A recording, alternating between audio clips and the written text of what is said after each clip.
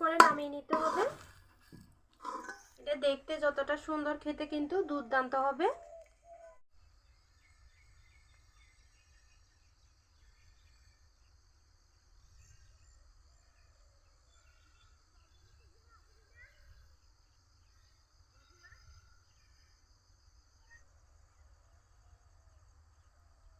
নমস্কার বন্ধুরা, কলি কিচেন উইথ বিলিসপুরে আপনাদের সবাইকে স্বাগত জানিয়ে আজকে রেসিপি নিয়ে চলে এসেছি। আজকে লাউ পাতা ভর্তা করে দেখাবো। আমি কিছুদিন আগে একটি ভিডিওতে বলেছিলাম যে লাউ পাতা ভর্তা করে দেখাবো। তো চলুন তাহলে দেখা যাক। প্রথমে আমি লাউ পাতা তুলে নিব, তারপর ভর্তা করে দেখাবো। বন্ধুরা দেখুন, এটা হচ্ছে লাউ গাছ। এখান থেকে আমি লাউ পাতা তুলে নিব।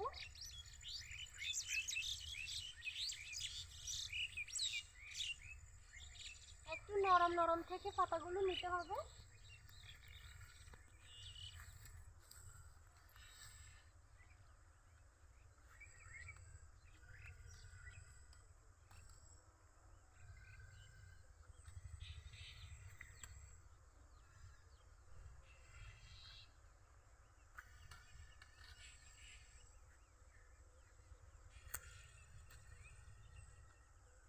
বন্ধুরা দেখুন, এদিকে আরো দুইটি লাউ লেগেছে। কিছুদিনের মধ্যে এগুলো কিন্তু বড় হয়ে যাবে।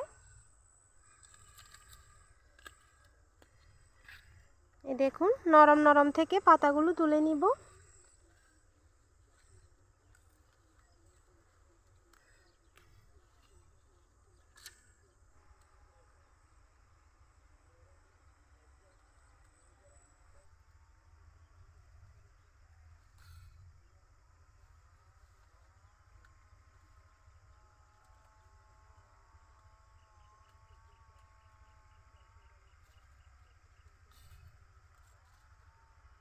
এদিকে দেখুন, বিশাল একটা খাল রয়েছে।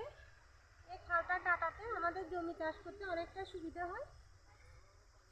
জলও কিন্তু আছে, কিন্তু জল দেখা যাচ্ছে না, একদম ঘাসে ভর্তি হয়ে আছে। অনেকটা কিন্তু কচুরিপানাও রয়েছে দেখুন।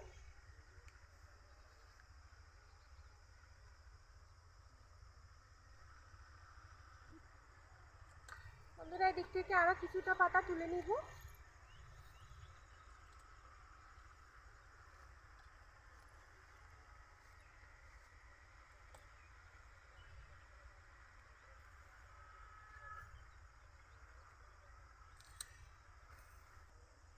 অনেকগুলি পাতা তুলে নিয়েছি, এখন চলে যাব রান্নাঘরে।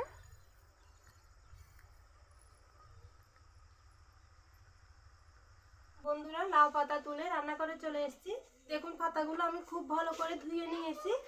এখন এই ডাঁটাটা যেহেতু আমি নিব, এটার যে আঁশগুলো আছে এগুলো ছাড়িয়ে নিব। বন্ধুরা ডাঁটার আঁশগুলো এভাবে ছাড়িয়ে নিতে হবে। আপনারা চাইলে ডাঁটাটা বাতও দিতে পারবেন, তবে এগুলো যেহেতু একদম কচি পাতা, ভাপিয়ে নিব, সেজন্য আমি ডাঁটা সহ নিয়ে নিচ্ছি। এখন কুচি করে নিব।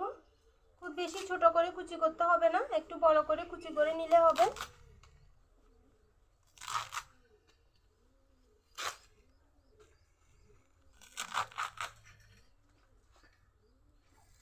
সবগুলো পাতা কুচি করে নিয়েছি, এখন ভাপিয়ে নিব। করে লবণ দিব, কয়েকটি কাঁচামরিচও দিব, সামান্য একটু জল দিব। এখন ঢাকা দিয়ে 5-6 মিনিটের মতো ভাপিয়ে নিব। দেখুন ভাপানো হয়ে গেছে। একদম ভালো করে সিদ্ধ করতে হবে না, হালকা নরম হলে নামিয়ে নিতে হবে। ঠান্ডা করে তারপর মিক্সার জারে দিয়ে পেস্ট করে নিব। বন্ধুরা এখন কড়াইয়ে তেল দিয়ে দিচ্ছি। বন্ধুরা এখানে কিছুটা লইট্টা শুটকি নিয়েছি, আর কয়েক কোষ নিয়েছি রসুন। এগুলো একটু হালকা ভেজে নিব। তেল গরম হয়ে গেছে, দিয়ে দিব। অন্য লবণ দিব, অন্য হলুদের গুঁড়ো দিব। একদম হালকা করে ভেজে নিব। আমি তো এখানে লইট্টা শুটকি নিয়েছি, আপনারা যে কোনো শুটকি দিতে পারবেন, কিংবা শুটকি ছাড়াও কিন্তু ভর্তাটা হবে। শুটকি দিলে খেতে একটু বেশি ভালো লাগবে। হালকা করে ভেজে নিয়েছি, এখন তুলে নিব।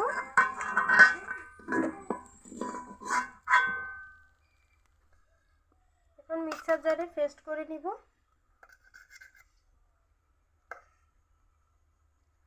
একবারে যেহেতু ধরবে না আমি দুবার করে দিব।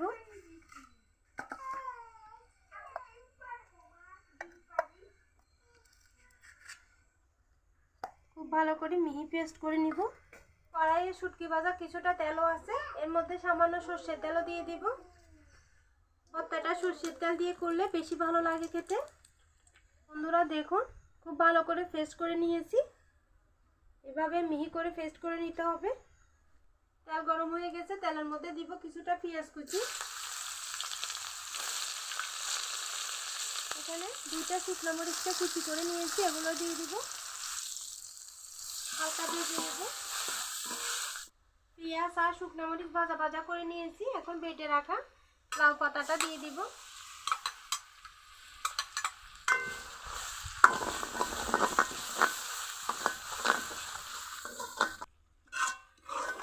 এভাবে নেড়ে নেড়ে ভাজা ভাজা করে নিতে হবে। বন্ধুরা শুটকি আর রসুনের দারুণ সুগন্ধ ছড়াচ্ছে। এই লাউ পাতার ভর্তাটা কিন্তু গরম ভাতের সাথে অসম্ভব ভালো লাগে খেতে। অনবরত নেড়ে নেড়ে ভর্তাটা বানিয়ে নিতে হবে। নাড়া বন্ধ করে দিলে কিন্তু কড়াইয়ে পোড়া লেগে যাবে, তখন ভর্তার মধ্যে পোড়া গন্ধ আসবে, খেতে আর ভালো লাগবে না। বন্ধুরা আমি পাতাগুলো ভাপানোর সময়ও লবণ দিয়েছিলাম, শুটকি ভাজার সময়ও লবণ দিয়েছি, সেজন্য প্রথমে লবণ দিইনি। এখন একটু টেস্ট করে দেখলাম যে সামান্য করে লবণ লাগবে, তো আপনারা এভাবে টেস্ট করে তারপর লবণটা দিবেন। খুব সামান্য করে দিব। এখন প্লেটে তুলে নিব।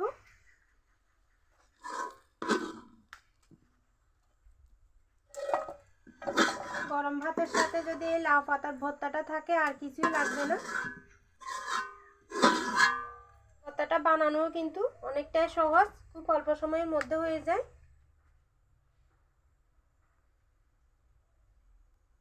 বন্ধুরা আপনারাও আমার মতো করে এভাবে লাউ পাতার ভর্তা করে দেখবেন। গরম ভাতের সাথে কিন্তু আর কিছুই লাগবে না, এই ভর্তা দিয়ে পেট ভরে ভাত খাওয়া যাবে। তো ভিডিও কেমন লেগেছে কমেন্টে জানাবেন। যদি ভালো লাগে ভিডিওতে একটি লাইক দিয়ে দিবেন। এরকম নিত্য নতুন রেসিপি পাওয়ার জন্য চ্যানেলটি সাবস্ক্রাইব করে পাশের বেল আইকনে ক্লিক করে দিবেন। আজকে এই পর্যন্ত, সবাই ভালো থাকবেন, সুস্থ থাকবেন, সাবধানে থাকবেন। দেখা হবে অন্যদিন নতুন আরও একটি রেসিপি নিয়ে।